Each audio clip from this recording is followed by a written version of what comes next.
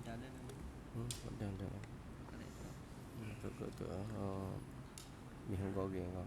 Mi goreng.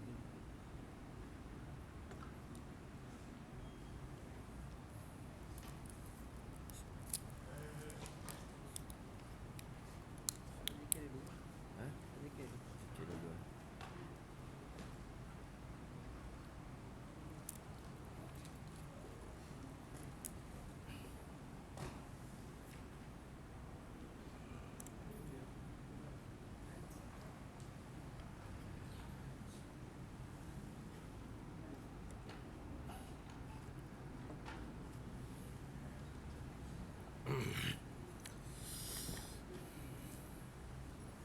أعوذ بالله من الشيطان الرجيم بسم الله الرحمن الرحيم الحمد لله القائل لقد كان لكم في رسول الله أسوة حسنة لمن كان يرجو الله واليوم الآخر وذكر الله كثيرا اللهم صل وسلم على سيدنا وحبيبنا محمد وعلى آله وصحبه من اهتدى بهدي إلى يوم الدين أما بعد ikhwatul iman muslimin dan muslimat pecinta ilmu teman-teman syurga Allah Subhanahu wa taala menjunjung kasih kita menyempurnakan zikir nama Allah Asmaul Husna.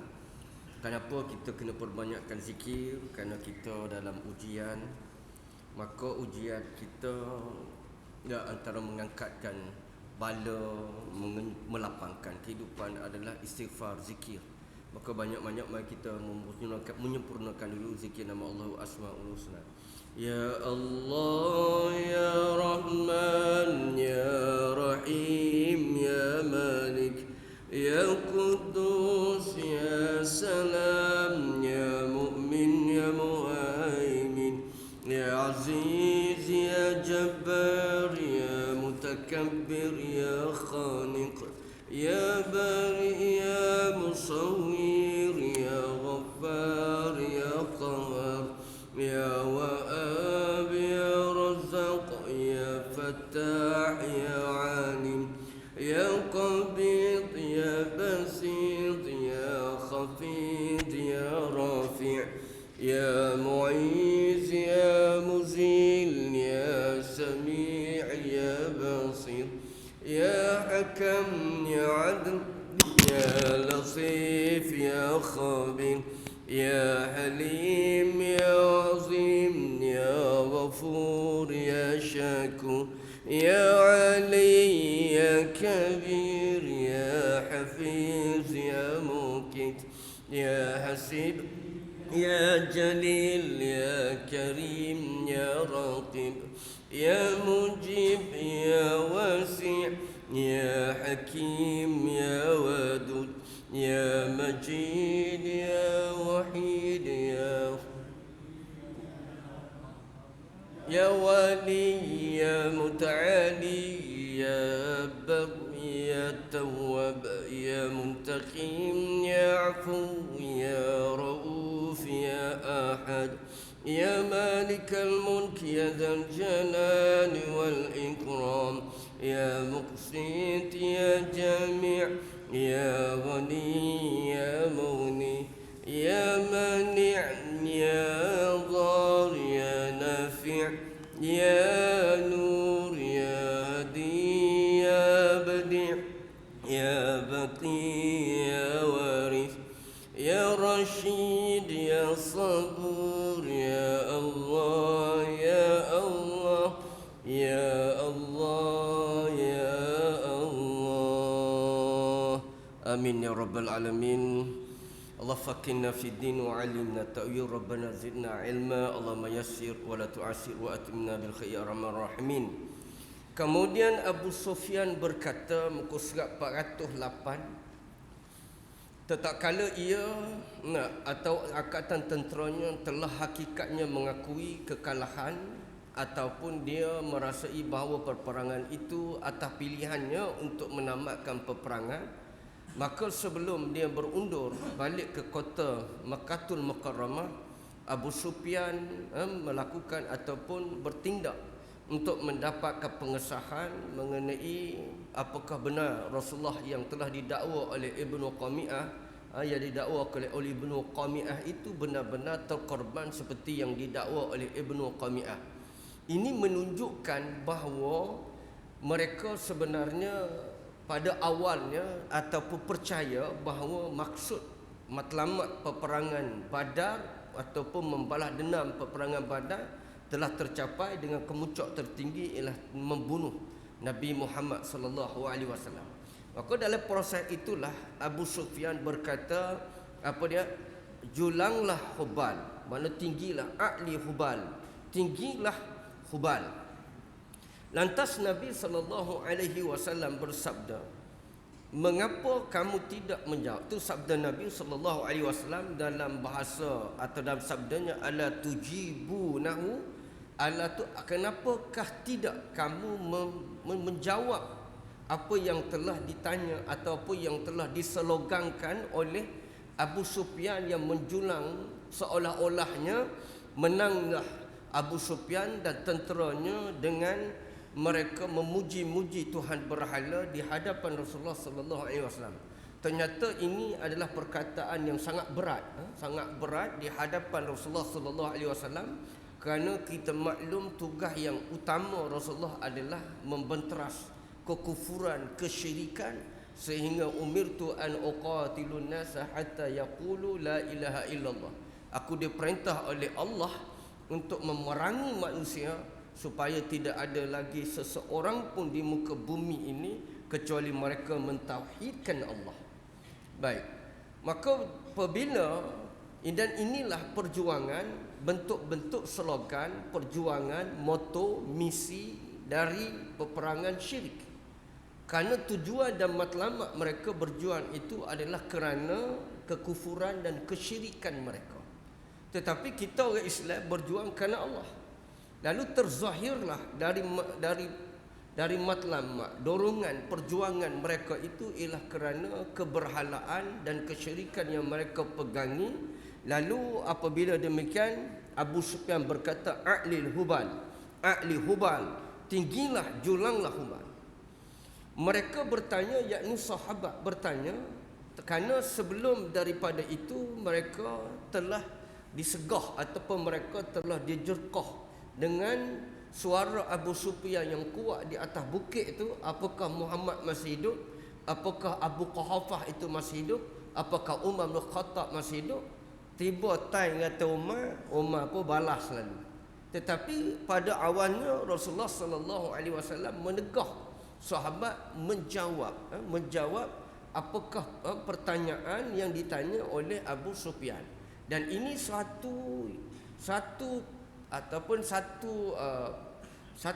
perkara yang kita kena belajar, teknik dalam politik. Di mana sebut pada minggu lepas, teknik waktu mana kita orang politik ni nak jawab, waktu mana tak sejawab. Tidak semua jawapan atau tidak semua soalan perlu dijawab. Kerana ada jawapan yang tidak ada jawapan, dan jawapan pada waktu itu lebih baik tidak jawab daripada jawab kerana mudaratnya lebih besar, ataupun tidak jawab itu kerana memahami itu adalah bentuk upaya. Dia nak tengok nakak setara mana, dia nak tengok tindak balas lagu mana. Jadi kita hak jenis bahasa jenis orang kata tak cerdik sikit, orang tahu upaya makan selalu, orang tahu upaya makan selalu. Maka kita akan terperangkap dalam permainan politik. Sebab tu Nabi kata al-harbu khid'ah. Perang ni adalah penuh dengan tipu daya. Maka atas cerdik pandailah. Dan kita ambil peluang pada musuh, musuh ambil peluang pada kita. Maka kalau siapa dia bodoh, kena rebah ke demo. Tapi kalau kita cerdik sikit, kita rebah orang. Jadi hal demikian, apabila Nabi tidak membenar menjawab, tetapi akhirnya Umar menjawab. Adakah Nabi marah? Tidak, Nabi marah. Tapi tiba-tiba pada peringkat yang kedua ni, bila Abu Sufyan berkata a'lil Hubal, tinggilah berhala yang bernama Hubal, Rasulullah pun melihat sahabat diam. Lalu sahabat ditegur oleh Rasulullah, kenapa kamu diam? Lalu sahabat pun bertanya kepada Rasulullah, apa patut kami jawab? Maka Rasulullah berkata, katakan qulu Allahu a'la wa ajal. Jawablah kepada mereka bahawa Allah itu maha tinggi lagi maha besar, maha agung. Baik. Kemudian bila dah begitu, dah jawapan hak tadi tidak jawab tadi kecuali Umar, Maka Abu Sufyan rasa tersentak dengan jawapan itu, kerana jawapan itu bila sebut nama agama ni, dia sentimen dia tu lain. Sentimen tu dia lain. Jadi sebab tu kita di dalam masalah menguruskan agama perlu hati-hati, kerana kita kena tahu agama sangat sensitif dalam diri seseorang, sebab melibatkan apa yang ia percayai dan ia pegangi. Maka kalau kita tidak pandai berinteraksi di dalam masalah perbezaan agama, maka kita akan terperangkap dengan atau membawa kepada akhir sekali peperangan, perpecahan. Abu Sufyan berkata, pada kami ada Al-Uzza, tetapi kamu tidak mempunyai Al-Uzza. Jadi Abu Sufyan membalas jawapan tadi, kami mempunyai Tuhan hak tokoh. Betul dah. Sebab Tuhan dalam bahasa atau dalam struktur yang dipahami oleh orang kafir ni ialah bentuk berjisim. Dan inilah kelemahan yang ada di dalam kelemahan manusia mencari Tuhan ini. Lalu manusia dalam mencari Tuhan ni dia mamai, nana, lalu mereka bentuk Tuhan dalam bentuk kepahaman dia. Lalu lahirlah mutajassimah. Lahirlah pemahaman menjisimkan Allah ini dalam bentuk makhluk. Maka dia bubuhlah Tuhan tu tangan banyak, kaki banyak, kepala banyak. Sebab kalau kepala sah ni tak ada kepala kiri kanan, kok belakang tak nampak. Maka dia pun kata, Tuhan tak nampak kok belakang. Nak nampak Tuhan ni semua sudut, maka dia letak Tuhan 4 kepala. Akhirnya kok atas ni oleh mana? Letak Tuhan juga alih atas kepala ni ada mata juga. Jadi kok kiri kanan ada mata. Lepas tu mata kok bawah lagu mana? Letak mana? Amal tidak kata mana-mana Tuhan ni.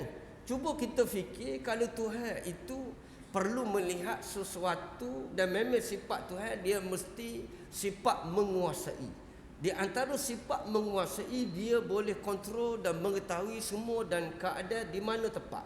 Maka sudut kita ada 6. Atas, bawah, depan, belakang, kiri, kanan.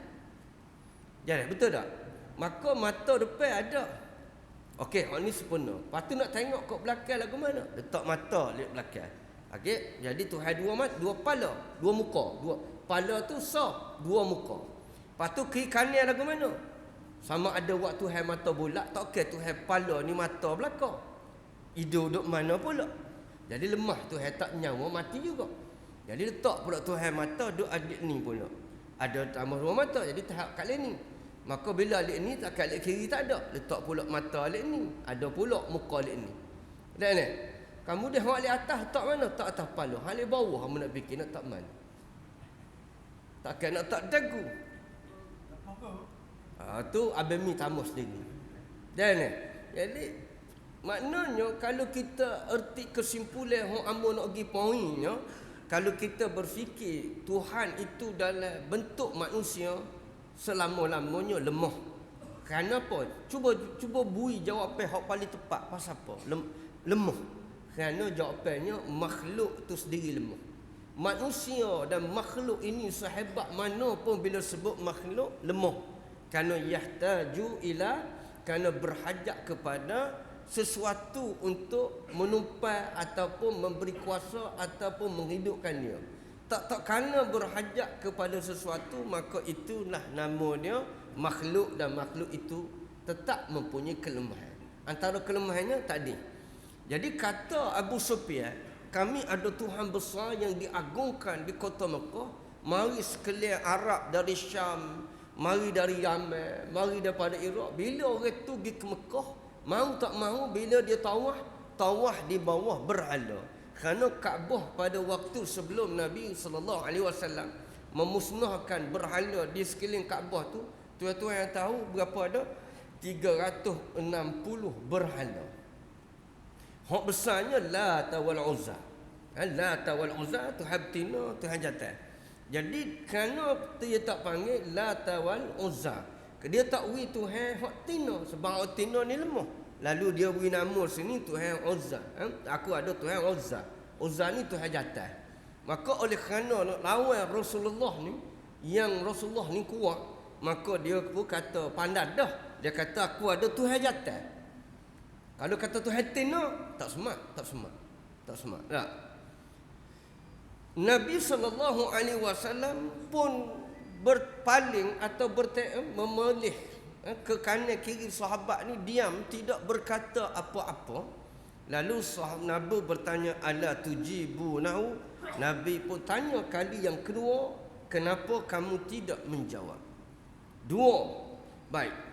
Lalu sahabat bertanya kepada Nabi seperti mana soalan pertama, iaitu manaqulu, apa yang kami nak memberi jawapan? Apakah jawapan yang kami nak beri?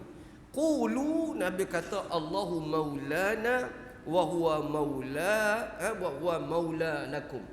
Iaitulah Allah itu adalah pelindung kami, sedangkan kamu tidak mempunyai pelindung. Mana Allahu maula itu, Allah lah Tuhan kami yang melindungi kami, sedangkan engkau tidak mempunyai Allah. Bukan makna Tuhan itu tidak ada pada mereka, tetapi maksud sini Allah tidak bersama dengan orang yang kafir, dan Allah akan sentiasa menolong dan bersama dengan orang-orang beriman. Maka bahasanya Nabi guna Allahu maulana, Allah itulah yang menjadi wali dan penolong bagi kami, sedang kamu tidak mempunyai Allah di sisi kamu. Baik.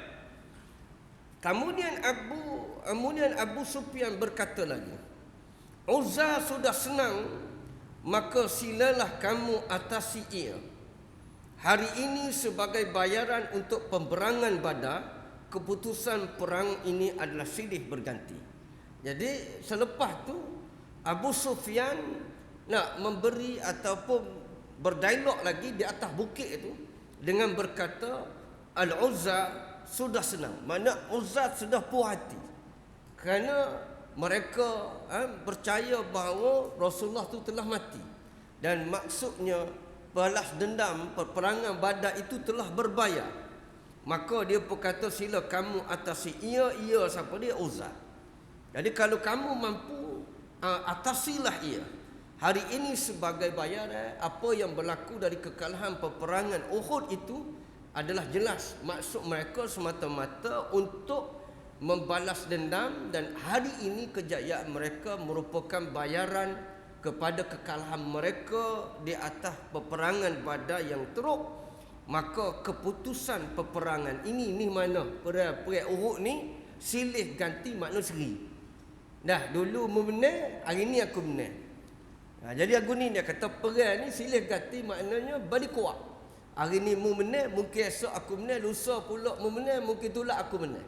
Dan ini adalah adab di dalam peperangan. Sebelum terlambat, takut kita pergi jauh, satu kepahaman yang perlu kita pahami di sini, ada suatu isyarat hukum syarak yang Allah nak beri penjelasan kepada kita mengenai berpolitik, cara berpolitik, kaedah berpolitik mengikut hukum syarak. Nabi SAW tengok, bila dah Abu Sufyan berundur dengan tenteranya, Nabi tidak lagi melancarkan serangan, kecuali yang terakhir yang mereka lancar ialah orang yang nak bunuh Rasulullah, iaitulah siapa dia yang nak bunuh Rasulullah, iaitu Ubay bin Khalaf. Muka surat 404. Ubay bin Khalaf nak masuk dengan kuda untuk membunuh Rasulullah sallallahu alaihi wasallam. Maka pada waktu Rasulullah kata, dakhu, tinggalkan dia, serahkan dia tu padaku. Maka masuklah Ubay bin Khalaf. Lalu Rasulullah bila dia menghampiri pada jarak yang tertentu, Rasulullah mengambil lembing daripada Harith bin Simmah. Nabi pusing lembing itu, Nabi lancarkan lembing itu terus kena di bahagian antara leher dengan tulang gagah.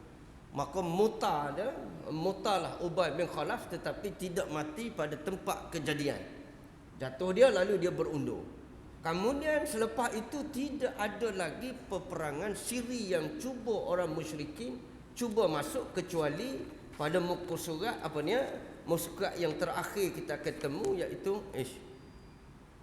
betul dah ya Allah, kau mau baca saya betul dah tak? Betul dah tak?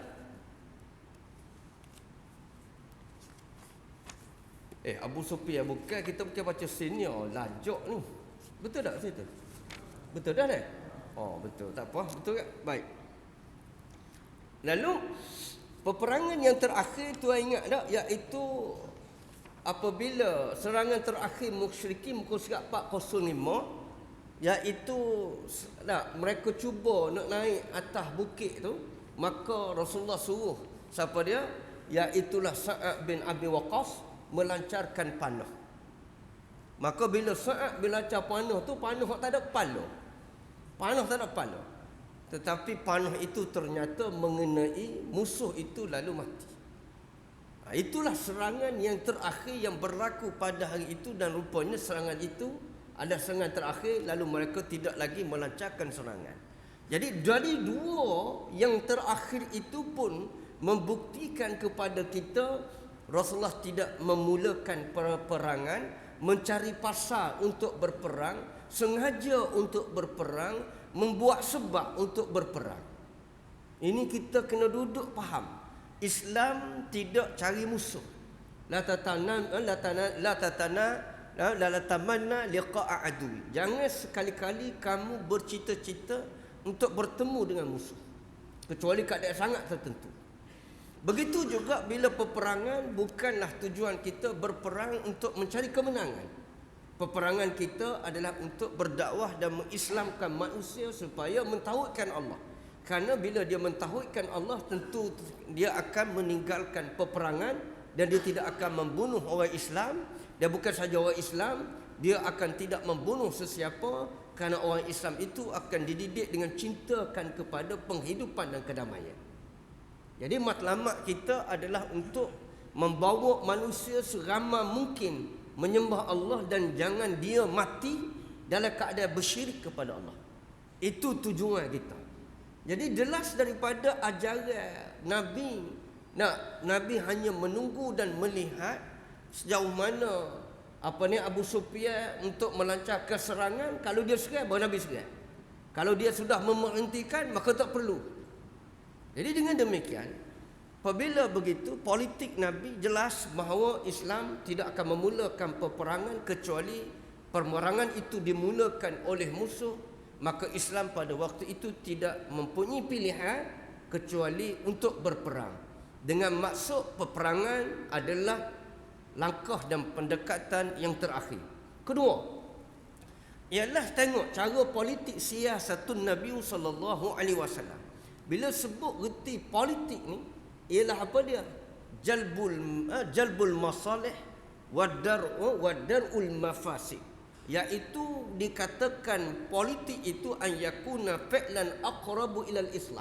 Disebut oleh Ibnu Uqail, iaitu pemerintah, panglima perang baik, mana kerajaan baik, sesiapa yang memegang urusan orang Islam, maka di sini Nabi SAW mesti memikirkan untuk bagaimana, cara mana, pendekatan mana adalah untuk menarik kemaslahatan dan berusaha untuk menghindar dan menolak kemudaratan. Maka dua formula ni digunakan dalam kaedah nak boleh faham dan mendapatkan ni. Dia guna satu kaedah dalam kita ngaji fiqh, nama dia fiqhu siyasah asy-syar'iyyah, fiqh politik Islam. Maka hak tuan mengaji depan hamba yang cerita tadi, hak Nabi tidak melarang sahabat jawab bila dia kata Rasulullah hidupkah, Abu Bakar masih hidupkah, Umar adakah di kalangan kamu. Nabi tak suruh jawab. Sebab apa? Sebab dia adalah tidak berkaitan dengan perkara-perkara akidah. Dia hanya berkaitan dengan politik. Maka dalam ruang ini Islam memberikan hak kepada pemerintah mempertimbangkan mengikut kemaslahatan dia. Bagaimana mu nak uruh itu bergantung kepada kesesuaian tempat masa. Yang pentingnya ialah memperolehi maslahah. Ternyata tindakan itu telah menghasilkan sesuatu maslahah di mana Abu Sufyan tidak dapat mencerap bahawa Nabi Muhammad itu benar-benar mati kecuali selepas Umar bin Khattab berkata bahawa bahawa Umar tidak dapat menahankan perasaan, wahai seteru Allah, maka dia kata semua orang sebut tadi hidup belaka lagi. Baik. Jadi tuan-tuan, tetapi bila masuk di dalam hal akidah, bila Abu Sufyan berkata a'lil hubal, nak tinggilah Tuhan berhala, kami ada Tuhan Uzza, kami ada Tuhan Hubal, kamu tak ada taubat, ini berkaitan akidah. Maka politik tidak membenarkan di dalam hidup kita berpolitik, di dalam bab akidah berkompromi. Ini yang nak sebut, kita kena faham. Jadi sebab itu dalam fiqhul ta'ayush ataupun fiqhul tahaluf, kita ada fiqh, kita nak pakat dengan orang kafir ni, dia panggil tahaluf siasi. Boleh ke tak kita jemaah Islam nak pakat dengan jemaah kafir, dengan puak kafir, dia panggil tahaluf siasi. Jadi perjanjian yang kita ikat di antara mana-mana parti yang bukan Islam, maka boleh dengan beberapa syarat yang ketat. Baik, dalam hal ini nampaklah kita bahawa Nabi SAW telah memberikan gambaran yang jelas bahawa tidak ada tempoh, tidak ada kompromi, tidak ada politik dalam erti kata akidah. Kenapa? Kerana akidah itu tidak ada dua. Akidah itu tidak boleh diihtimal. Akidah itu bukan bagi ijtihad. Allah ni satu ke dua, ustaz? Khilaf. Setengah ulama kata ada ulama kata dua, kafir petang lagi tak weh.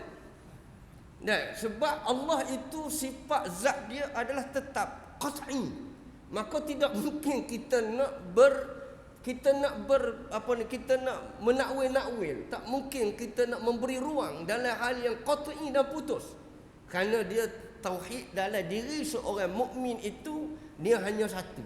Kalau tauhid dia dua, dah jadi ke apa? Munafik. Jadi hal ini kita dapat lihat dengan izin amba nak baca ayat Quran, cerita Nabi Ibrahim AS.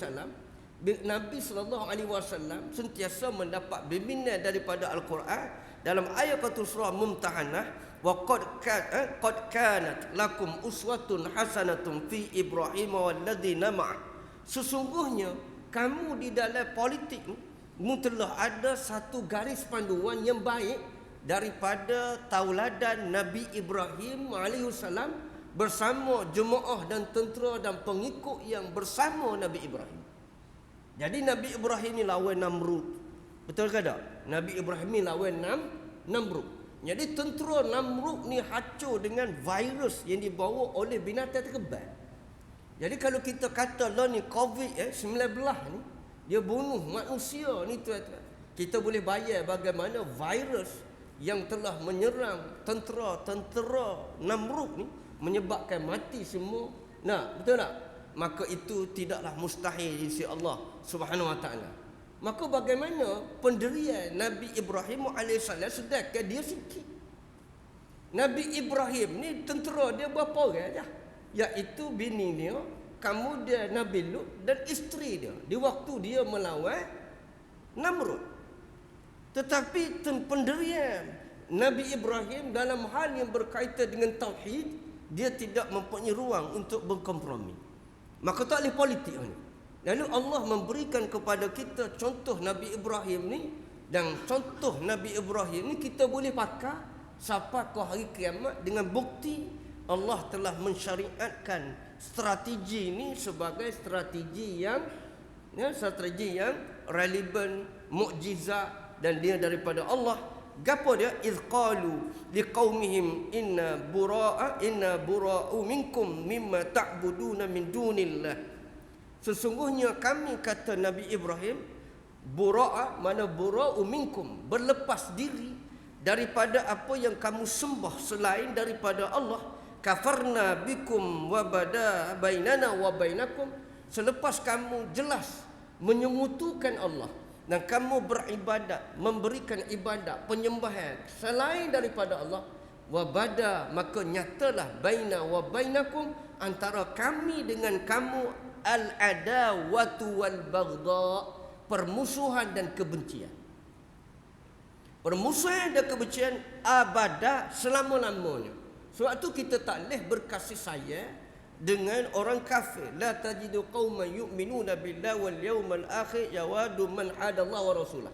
Tak mungkin kau yang menyintai Allah dia berkasih sayang dengan kaum yang terang-terangan memusuhi dan memerangi Allah. Jadi dari ayat yang hamba bacakan tadi, jelas bahawa Nabi Ibrahim telah diajar dan telah dididik oleh Allah cara politiknya dalam bab berkaitan akidah tadi. Justru itulah tuan-tuan dan mati Allah, kita hidup dalam masyarakat yang majmuk, ada orang bukan Islam ni, kita memang boleh hidup berjiran. Kita panggil ta'ayush jiran, ta'ayushil jiran, ta'ayush at-ta'ayush silmi, at-ta'ayush at-tasakun. Ni tuan-tuan tak ingat, tak rasa dengar ni kalimah ni. Dalam kaedah fiqh hari ni dia panggil fiqhut ta'ayush. Hubungnya kita dengan orang bukan Islam, satu fiqh yang dikarang oleh ulama zaman contemporary ni untuk mudah faham, nama dia fiqhut ta'ayush. Fiqh kehidupan kita bersama orang bukan Islam di dalam negara Islam. So apakah garis panduannya? Banyak. Antara 4 yang utama ialah tidak ada kompromi di dalam perkara-perkara akidah. Okey, jelas itu. Jadi inilah politik yang dibuka oleh Nabi, minda dia dalam keadaan perang tu tetap menjaga adab-adab Islam. Jangan kita kata bila nak pilih raya kita sutuk ni maka kita pun gamoh hukum tak tahu mana kira nak benar. Ni telah melanggar daripada prinsip-prinsip Islam.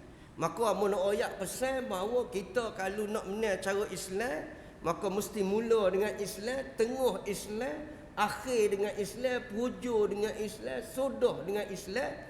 Cakap ceramah hamba tak pakai gua ni. Dengan gegung puak ni pun pakai dengar saja. Dah ni. Minta maaf.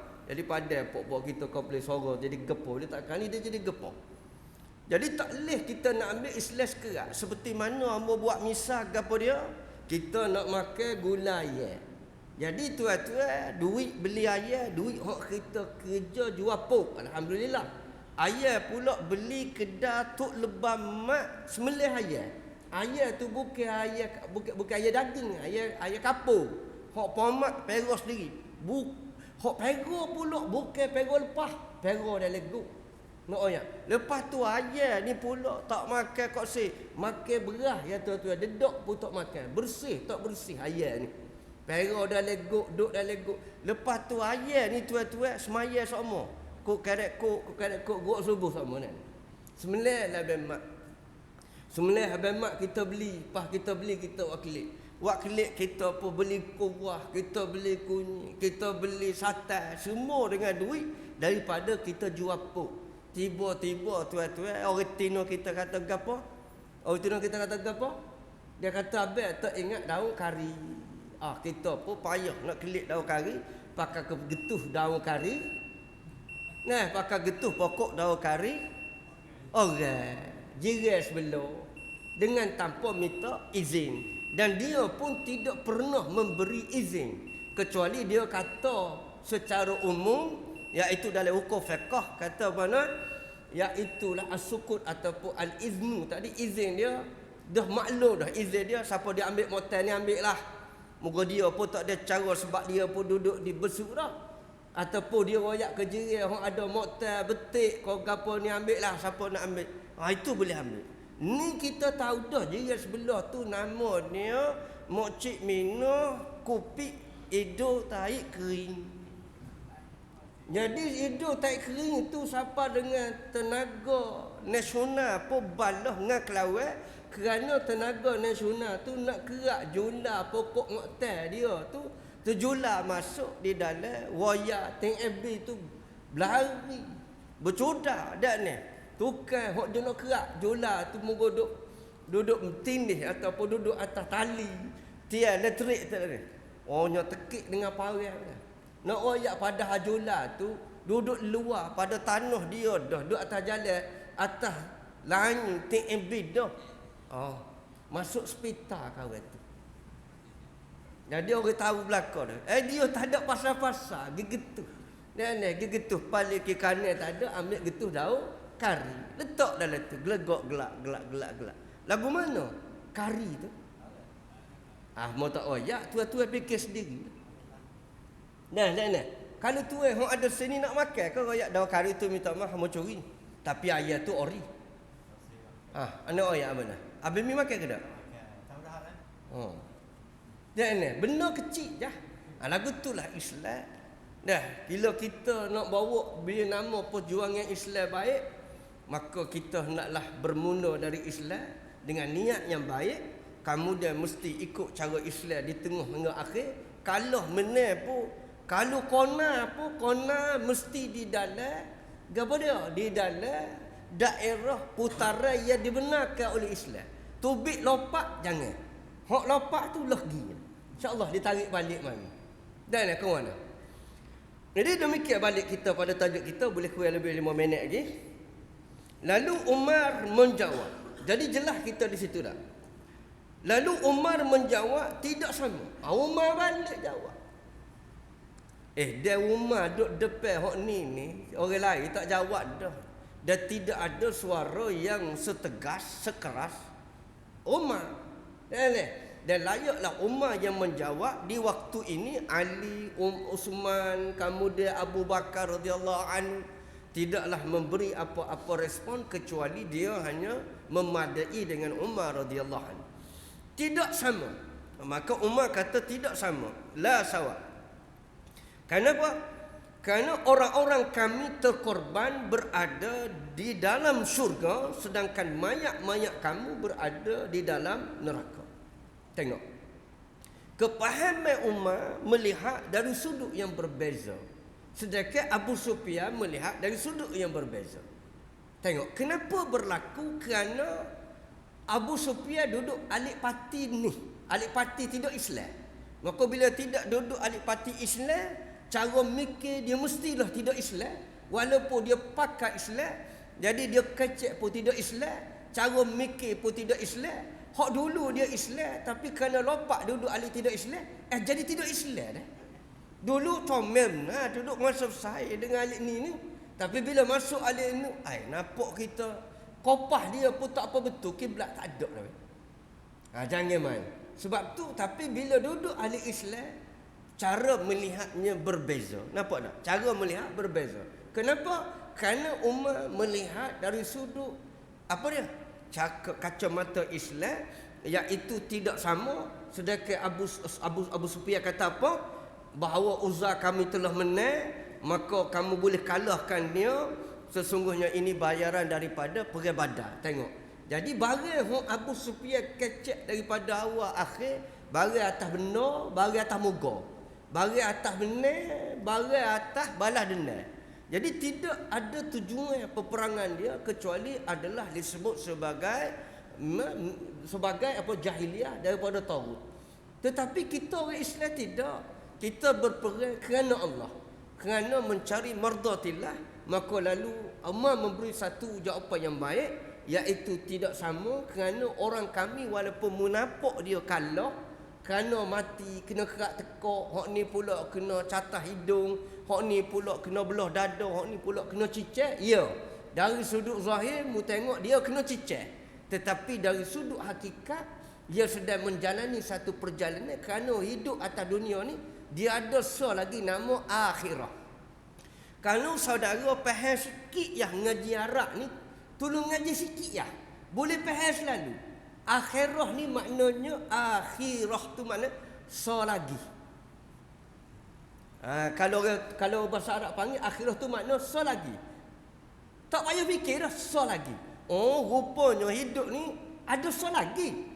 Tuhan buat bukan akhirah tu akhir. Bukan akhirah tu pengakhiran. Itu satu makna. Tetapi makna mudah di dalam bahasa Arab lagi, akhirah tu makna apa dia? Yang satu lagi. Jadi hak kita duduk sini ni tak sudah rupanya kerana ada lagi. Jadi lagi tu rupanya akhir dah. Situ dah. Jadi kita kena kira menang ni, kena kira siapa? Situ baru kita temu dengan menang, kerana situ tu akhir dah. Sini tak akhir lagi. Jadi kerana itulah turun ayat yang kita selalu baca, iaitu dalam surah An-Nisa, iaitu alladzina amanu yuqatiluna fi sabilillah walladzina kafaru yuqatiluna fi sabilit taghut faqatilu awliya asy-syaitan inna kaida asy-syaitani kana dha'ifa. Innal ladzina amanu yuqatiluna fi sabilillah. Sesungguhnya Allah telah memberi pengiktirafan. Ni Allah berfirman bahawa orang beriman, iman ni bukan orang Islam, orang beriman. Bab Islam ni luar, iman ni bagian dalam. Jadi Tuhan ni Allah tidak sekadar melihat orang luar, hak berani, hak hebat ni hak luar. Tapi hak tak ada pada hak berani tu barang hak ada dalam. Gapo tujuan hak dalam? Jadi orang mukmin yang percaya beriman, dia dengan Allah, ganjaran Allah, yuqatiluna fi sabilillah. Dia tu berikan aku, kata Allah. Tetapi walladzina kafaru, tetapi orang yang kafir. Jadi sebab tu kita ni ada tiga ya. Iaitu hati, lidah dan anggota. Orang mukmin ni apa dia kata Abu Hanifah? Orang mukmin tasdiqu biqalbi, yang membenarkan dengan hati dia, wa iqraru bil lisan, lidah dia ni kecek serupa dengan hak dalam. Wal amalu bil jawarih, sedangkan mana kaki tangan dia ni mesti serupa bagi hak dia kecek dengan bagi hak dalam. Maka bila belaga tiga ni tuan-tuan serupa, maka kesejajaran ni kita panggil mukmin. Ada pun orang munafik, sini dia tak ada, tasdik dia tak ada, tapi bagi sini comel, bahkan lebih comel lagi. Oh, kalau dia kecek berair mulut kita, berair mulut kita berjuang, insya-Allah kita akan memberikan. Tu bagi sedap tu, bagi tak jejak langit ni kena beringat. Sebaya belakang Nabi dan ni. Tapi kalau minta tangi duit projek, dia beri. Bila barang tu dia boleh mogah. Kalau tak boleh mogah, dia tak beri. Maka ni munafik, bezanya dia tidak ada iman dalam, tapi kita tengok luar ni serupa dengan kita. Sedangkan orang kafir dia tak ada tiga-tiga. Kecek lawan Tuhan, buat pun lawan Tuhan, barang dalam tidak ada rasa. Jadi justru itu jawapan Umar ini memberi suatu kesimpulan yang begitu jelas dan diakui oleh Rasulullah sallallahu alaihi wasallam bahawa dan dibenarkan bahawa 70 orang sahabat ni mati syahid dan mereka mendapat tempat yang paling mulia. Buktinya tuan-tuan, kalau tuan pergi gali jenazah 70 orang hok mati syahid ni, loni tu banyak dia masih lagi tidak hancur. Di antara kita boleh tengok tanda itu orang mati syahid, wala tahsabanna alladhina qutilu fi sabilillahi amwat bal ahya'un baik inda rabbihim yurzaqun. Jangan kamu kira congok seperti mana mungkin hok serupa buah skala. Orang mati syahid ni tak serupa dengan orang lain mati, kerana dia mati di sisi Allah, kerana dia mati dalam keadaan dia hidup, kerana terus mendapat rezeki daripada Allah. Hidup mati nak makan lagu mana kalau tak hidup? Cuma dia makan cara duduk dalam kubur, tak ada meja dua, pakai SOP lah bayar bro. Nama kata dua orang semeja kau ustaz. Tu SOP COVID.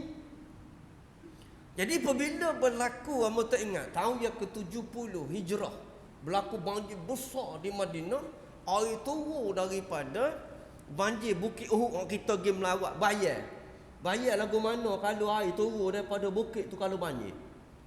Mungkin pernah jemaah yang duduk amba biasa duduk Mekah ni 2 tahun. Amba pernah lihat hujan lebat daripada Bukit Ajiat di Mina ni. Bila hujan lebat, Allah kata padahlah mati. Dia turun dengan batu tu air degah, moga dia kokok habis. Bukan dia kokok bangannya, dia kokok batu dah. Maka batu dia gedung turun kata gebung-gebungnya tembok dia. Jadi banyak abu semua mati ni kebanyakannya terapur. Sebab terhakis tanah, kerana kubur mereka ni setakat lutut je. Jadi bila air besar ni, maka terbengkallah kubur mayat mereka ini bergelimpangan. Maka pergilah kerajaan Madinah waktu itu untuk membersihkan balik, mengemumikan balik. Maka membaca dalam Tarikhul Madinah tu, mereka menyebut, lupa kitab dalam Tarikhul Madinah tu, menceritakan bagaimana aku adalah orang yang dipertanggungjawab untuk memandikan Hamzah dan mengampankan Hamzah. Dia bagilah kumpulan-kumpulan. Jadi Hamzah ni dia duduk gini sebab dada dia kena belah. Dia royak lah, rambut keriting, orang tegak, rada besar. Aku boleh tengok dia seperti mana aku tengok orang itulah. Dia sifat di dalam kitab. Mati duduk tangan begini, menutup dada dia. Orang lain duduk gini, dia duduk menutup dada. Tiap kali aku angkat tangan dia, maka darah dia mengalir. Tiap kali aku angkat tangan dia, mengalir. Aku pun kekal. Tangan dia duduk situ menutup darah dia. Oh, lagu mana? Kau tak percaya kamu? Jadi kalau percaya wayak kau orang kapur di Sumai ngaji ni, dia nak ke mana? Jadi tuan-tuan rahmati Allah, sebagai yang terakhir, kita dah belajar dah dulu. Ingat dah cerita di waktu zaman jahiliyah, di waktu berlaku pembakaran Ashabul Ukhdud di Yaman, kurang lebih daripada 200-300 tahun sebelum kerasulan Nabi sallallahu alaihi wasallam. Betul tak? Ashabul Ukhdud, kutila Ashabul Ukhdud. Maka berlakulah pada zaman Umar bin Khattab. Umar dengan Nabi ni jarak berapa dah pula? Betul ke tak? Zaman Umar nak mari aduan daripada Yaman, orang gali kubur. Orang gali telaga. Orang gali telaga, gali-gali jumpa orang mati duduk dengan tangan atas kepala gini. Duduk cokoh. Tangan tu cokoh. Duduk dalam telaga, gali telaga pun jumpa orang mati duduk cokoh. Molek-molek, tuan-tuan. Jadi dah duduk mati cokoh duduk sini, maka batulah orang kapur gagal. Zaman tu kalau ada kalau ada ni pakai selfie ni. Tengok ni, betul tak? Selfie lalu dah buat kita viral lalu dah. Kita tak boleh tengok telefon moga makan betik pun pukul gambar buat kita dah ni. Lalu mereka pun berusaha untuk membetulkan mereka dengan membetulkan tangan gini. Tiap kali akak rupanya dia menutup di kepala dia ni, pecah kepala. Jadi tiap kali dia akak, darah dia zoom tubik. Darah dia tu zoom tubik. Letak tak tubik darah, akak tubik darah. Maka diadulah kepada Umar, nak buat kan? Umar kata, ibqa, kekalkan dia tempat dia. Rupanya dia itu adalah salah seorang daripada Ashabul Ukhdud yang telah diseksa, mati ditimbus kerana beriman dengan Nabi Isa pada waktu itu. Dia cicing dia ada buktinya, Tuhan tinggal alamat, di cicing dia tulis Allah. Ada kalimah Allah. Jadi tak tahu siapa dia tu. Maka sejarah menulis, Ibnu Hisham menulis bahawa dia adalah salah seorang daripada yang beriman dengan Nabi Isa pada waktu itu. Nabi Muhammad tak lahir lagi. Nabi Muhammad tak lahir lagi ni sebab kutilah Ashabil Ukhdud. Jadi bila Yahudi telah menawar kota Yaman pada waktu itu, maka mereka melakukan pemaksaan agama Kristian, Yahudi, cuba meyahudikan Yaman. Maka berlakulah pembunuhan beramai-ramai di Yaman. Maka ramai yang mati, di antara dibakar, ditanam hidup-hidup. Maka di antara yang mati syahid adalah orang ni. Maknanya jarak dia tu dah dekat 500 tahun dah. Mayat dia masih lagi tidak hancur. Kenapa tidak hancur? Jawapannya, darah dia tidak kering. Jadi di antara cara Tuhan jaga mayat ni, dia hidup. Jadi tanah tak boleh makan lah sebab dia hidup. Jadi kalau kita mati, ya ulak makan ni sebab kita mati dah, darah kita kering dah. Kalau tak percaya, terang mati dulu lah. Tak, kau mana ni? Jadi tuan-tuan rahmati Allah dah. Di antara ceritanya yang terakhir, oleh kerana dia berkaitan, hak mati terbakar di apa nama ni, mati Tahfiz, yang terbakar dengan sebab budak dua orang bakar dengan tong gas tu. Bila membaca video yang dibuat oleh ustaz tadi, bahawa dia mandikan mayat tayamum pelajar-pelajar Tahfiz ni, patut bila bakar darah tu kering. Darah ni kering bila kita kena bakar ni. Tapi darah mereka itu tidak kering, terus mengalir. Jadi walaupun mereka dah mati terbakar, tetapi darah mereka tidak kering. Itu tuan-tuan jawab sendiri. Tak salah, kita jumpa balik minggu depan. Aku li qauli hadza, astaghfirullahi wa lakum. Assalamualaikum warahmatullahi wabarakatuh.